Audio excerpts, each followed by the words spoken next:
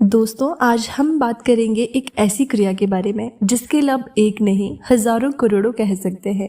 इतने लाभ हैं इसके, और इसके अंदर ना ही तो आपको कोई मंत्र जाप करना है और ना ही कोई माला वगैरह की जरूरत है। और अच्छी बात तो ये है कि ये हर कोई कर सकता है, किसी भी उम्र का व्यक्ति कर सकता है, स्त्री पुरुष कोई भी कर सकता है।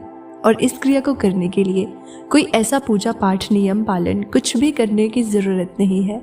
इसके लिए आपको करना क्या है, आपको खोलना है अपना आज्ञा चक्र। जी हाँ, जिसे हम थर्ड आई भी कहते हैं। आज्ञा चक्र को खुलते ही जो आप चाहोगे वो तुरंत होगा। वैसे तो आज्ञा चक्र को खोलने की बहुत सारी विधियां हैं, लेकिन हम आपको सबसे सरल विधि बताएंगे आज्ञा चक्र को खोलने की। सबसे पहले बात करते हैं कि इसे आज्ञा चक्र क्यों कहा जाता है। हमारे शरीर में जो 7 चक्र होते हैं, उन 7 चक्रों में से छठे स्थान पर जो चक्र होता है उसको कहते हैं आज्ञा चक्र, और इसी को 10वां द्वार, तीसरा नेत्र भी कहा जाता है। जो हमारे बाकी के चक्र होते हैं वे सभी इस आज्ञा चक्र के नीचे होते हैं। यहीं से आज्ञा दी जाती है उन सभी को, यानी कि आप आज्ञा चक्र को इन सबका राजा कह सकते हैं। और आज्ञा चक्र राजा है, यानी कि गुरु है, और बाकी के सारे नीचे के जो चक्र हैं वो सारे शिष्य हैं। जो आज्ञा चक्र है इसे गुरु का स्थान बताया गया है, और यहीं पर परमात्मा का स्थान भी होता है। तो गुरु और परमात्मा जब शिशुओं को आज्ञा देते हैं तो वो यहीं से ही आज्ञा दी जाती है। अगर आपका आज्ञा चक्र खुल जाता है, जागृत हो जाता है, तो वो सारे चक्र भी अपने आप ही जागृत हो जाएंगे। क्योंकि जब राजा हुक्म देता है तो सबको झुकना ही पड़ता है, सबको कहना मानना पड़ता है। तो आप शिष्यों से दोस्ती ना करके सीधा राजा से दोस्ती करें। तो अब बात करते हैं कि इसको जागृत करना कैसे है। मैं आज जो आपको तरीका बताऊंगी वो बहुत ही सरल और सुगम है, जो कि नेचुरली प्राकृतिक तरीका है। आपको कहीं जाने की जरूरत नहीं है, घर बैठे ही आपका आज्ञा चक्र जागृत कर सकते हो आप। और इसके जागृत होने पर आपको वो मिलेगा जो आपकी कल्पना से भी परे है। आपने देखा होगा पुराने समय में ऋषि मुनि संत होते थे, तो वो यदि एक बार किसी को श्राप दे देते, आशीर्वाद दे देते, तो वो फलीभूत होता और तुरंत फलीभूत होता है।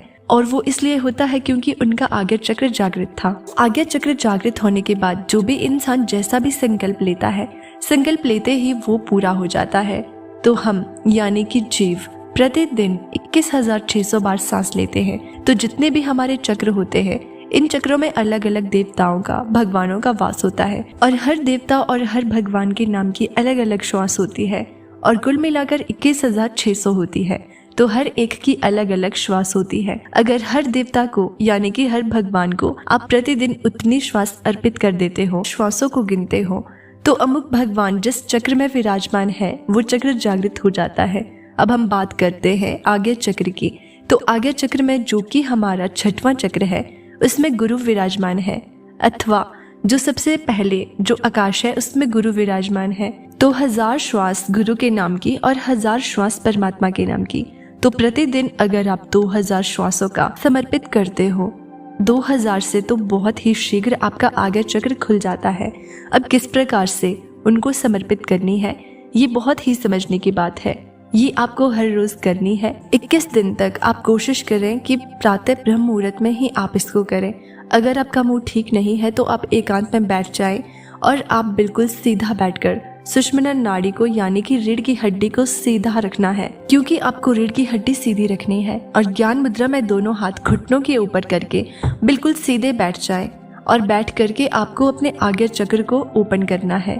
तो आज्ञा चक्र में आपको मन की आंखों से देखना है, ध्यान करना है कि आप अपने आज्ञा चक्र में आंखों से देख रहे हैं।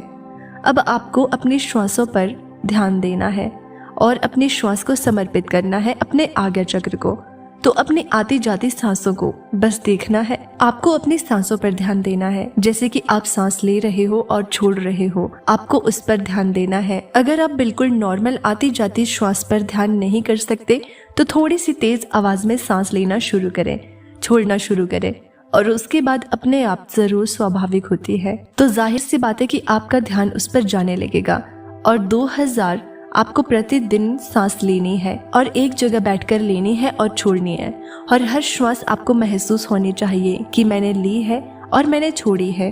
अगर आपने महसूस नहीं किया तो वो श्वास का ध्यान नहीं होगा। ये 21 दिन तक आपको रोजाना करना है, एक दिन भी आपको बीच में मिस नहीं करना है। अगर आपने प्रतिदिन 2000 श्वासों का ध्यान कर लिया, समर्पित कर दी अपने आज्ञा चक्र को, तो ये निश्चित है कि आपका आज्ञा चक्र 21 दिनों में जागृत हो जाएगा और उसके जागृत होते ही आपके बाकी के चक्र भी सारे जागृत हो जाएंगे और आप में वो शक्ति आ जाएगी जो परमात्मा में शक्तियाँ है।